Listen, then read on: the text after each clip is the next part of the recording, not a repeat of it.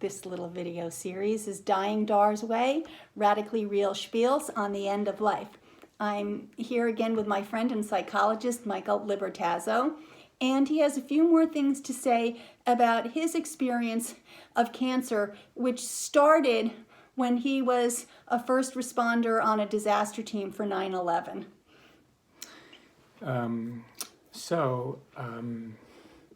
I was an intermittent federal employee serving on a medical disaster assistance team. Kind of like we set up a MASH unit wherever there's a tragedy that America's involved in around the world and needing a hospital. And so I functioned as a trauma psychologist. So I had my experiences in the first several weeks at 9/11, and as a result, contracted cancer. And thanks to OSHA, they caught it early enough in these annual inspections that they were able to go right to work on me. So for the first, 10 years or so, I couldn't bring myself to go back to Lower Manhattan. And I had a good friend of mine, another doctor, who was a second responder. So he was not traumatized like I was. I actually retired from my position afterwards. It was the last one I did in terms of disasters. And I went with him, and the idea was we're just going to go see the pools, the ones outside, the memorials outside, the footprint of the World Trade Centers. We're not going to go into the museum. And so we went to the pools, and I had written these poems when I was there that helped me process. Each day I'd write another poem, and I decided I was going to read a couple of them at the pool.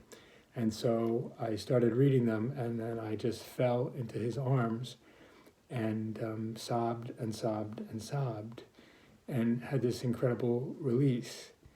And he held me, and I don't know, it was a better part of a half an hour. And as I kind of began to awake from it and wipe the fluids from the front of my face, and there was a crowd of about 100 people all around me, around us, and they were just holding their distance but waiting.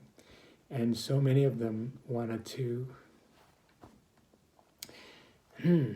touch me, wanted to thank me, wanted to hand me religious medals, mass cards, bowed to me, got on their knees, and put their hands in prayer hands.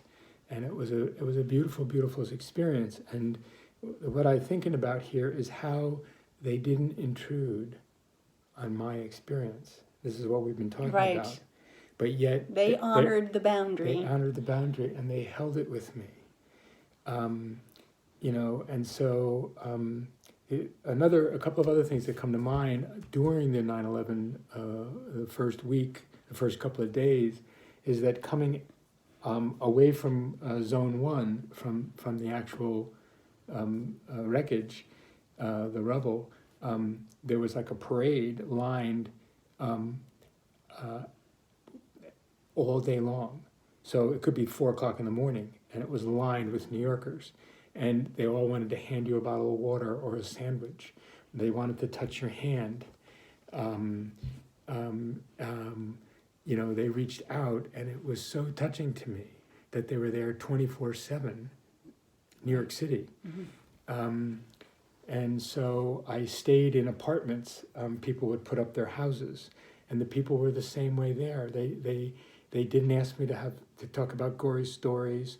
They fed me incredible dinners at like 1 o'clock in the morning. We had a sushi buffet, and I actually had a drink then as well. And these are some fairly wealthy people. And I remember the first couple of nights, the F-1 fighter jets were flying over just Lower Manhattan because we weren't sure whether we were under attack or not.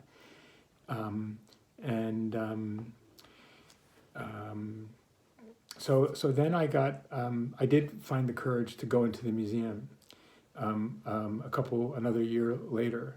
And I had another experience similar to this one where I was with my second responder friend, and I wanted to be alone, and so I broke from him, and I'm kind of dragging my feet, and I'm crying and crying. That's an incredible experience. If you haven't been there, you should go. At first I was a little embarrassed. Here I am in public. There's thousands and thousands of people. There's a waiting line out the door down the street, and I'm not real good with crying in public, but I'm getting better. And nobody intruded on me. That's incredible. Nobody intruded on me, and it was clear that I couldn't hold it. And I'm just going, and I had my own experience of what I needed to feel. Mm-hmm. And that's, again, what we're talking about let me feel my feelings. The honor in that restraint. Right. Without interrupting me, without intruding on me. Wow. And so I was asked if I had anything I wanted to donate.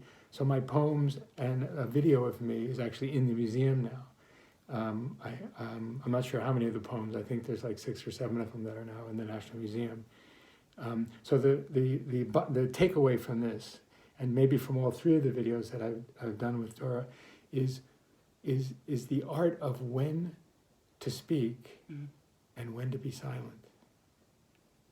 There's such richness in silence. Yes. Thank you. Welcome. Thank you.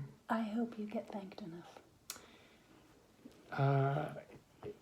I certainly, the biggest thanks is I was at a dinner a while back, and on my way out the door, someone kind of caught me by surprise and said, knowing that you were going to have to go through what you went through, and you were going to get this cancer, and it was going to be so horrendous, would you wish that you had chosen not to go?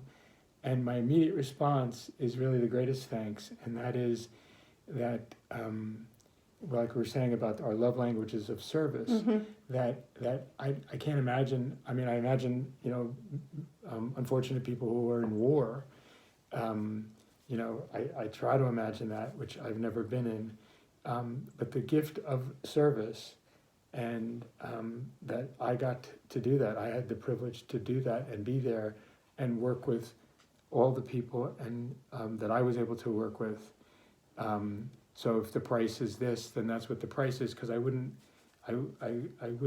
trade it. I wouldn't want to be anybody else.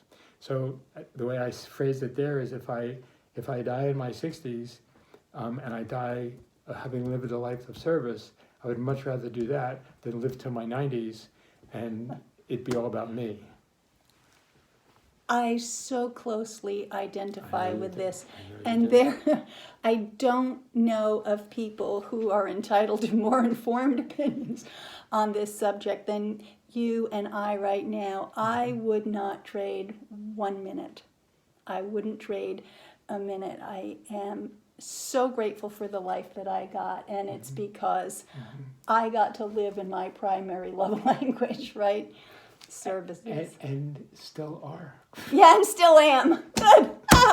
We'll end while we're ahead. Thank you.